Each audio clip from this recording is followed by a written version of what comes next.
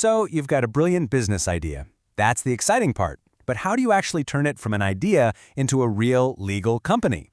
Well, in this explainer, we're going to break down the first legal steps you need to take to get your business up and running in Russia, based on the guide Organizing a Business from Scratch. If you're feeling that mix of, I can't wait to start, and oh my gosh, where do I even begin? You are definitely in the right place. Taking that first step into the legal world can honestly feel like the hardest part of the whole thing. But don't you worry. Think of all that legal stuff as a giant maze. Our goal here is to cut right through it and draw you a simple, clear map. That way, you can get back to focusing on what you're actually passionate about, building your business. Okay, so first things first. Before you can even think about registering anything, we need to figure out if your idea legally counts as a business in the first place, because believe it or not, the law has a very specific definition. According to the Civil Code, it's an independent activity, carried out at one's own risk, aimed at the systematic receipt of profit. Yeah, I know, that's a bit of a mouthful. So let's actually break down what those words mean for you and your idea. Let's just zoom in on these two core ideas, independence and risk. I mean, this is really the heart of being an entrepreneur, right? It means you're the one in the driver's seat making the decisions, and you're the one on the hook for the outcome, good or bad. So, to decide if what you're doing is a hobby or an actual business, the law looks for 4 specific signs. You can think of it like a checklist. If your activity ticks all these boxes, then congratulations, you're an entrepreneur. So here they are. You're acting independently. You're doing it at your own risk. You're aiming for a systematic profit, and you're officially registered. Now, most of these are pretty straightforward, but that number 3, systematic profit, that's the one that can be kind of tricky. This is the question that trips up so many people. I mean, what does systematic even mean? If you sell your old laptop, is that a business? What about helping a friend with a one-time project for some cash? Where exactly is the line? And this example just nails the difference. Look at the left. A woman rents out her place for just a couple of months. It's a one-and-done kind of thing. But on the right, someone goes out and buys a second apartment specifically to rent it out, long-term. See the difference?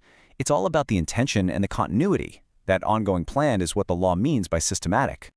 Okay, so let's say you figured out that yes, what you want to do is a business. Now you've hit your first huge decision. Are you going to operate as an individual, or are you going to create a whole separate company? This choice changes, well, pretty much everything. You basically have 2 main paths. Register as an individual entrepreneur or an IP, or create a legal entity, like a company. The easiest way to think about it is with a wallet analogy. An IP is like having just one wallet for your personal cash and your business cash all mixed together. A legal entity creates a totally separate wallet just for the business. And that simple difference affects your personal risk, how hard it is to get started, and even how other businesses see you. And this is absolutely the most critical point to understand. As an individual entrepreneur, there is no legal wall between you and your business. So if the business racks up debt, your personal stuff, your car, your savings, even your home could be on the line. It's a really, really big deal. So, if you decide that the protection of that separate business wallet is the right move for you, you still have some choices to make. Let's walk through the most common and practical options for new small and medium-sized businesses. For most startups, the choice really boils down to 2 heavy hitters: the limited liability company, or LLC, and the closed joint stock company, or ZAO.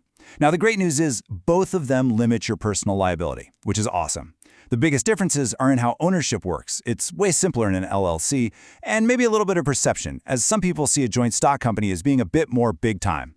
And this is exactly why the LLC is the go-to choice for so many people starting out. It gives you that critical shield for your personal assets. It's flexible if you want to bring in partners down the road. And honestly, it's more than enough for the vast majority of new businesses. All right, deep breaths. You know what a business is. You've picked your legal structure. Now for the final leg of the journey, turning all this knowledge into action. Here is your registration roadmap. You know, the process really just comes down to 4 essential steps. First, you get your founding documents in order. Second, you submit everything to the official registration authority. Third, once it's approved, you get an official seal made. And finally, you open up that separate business bank account. See? Manageable. And always remember why you're doing all this. This isn't just about paperwork for the sake of paperwork. Getting officially registered is what gives you legal protection. It lets you sign contracts, hire employees, and maybe even get government support. It's the step that makes your business real. So here we are, right back at the beginning, but this time, you have a map. You know the path from your idea to an official company. The only question left is the most important one. What's the very first step you're going to take?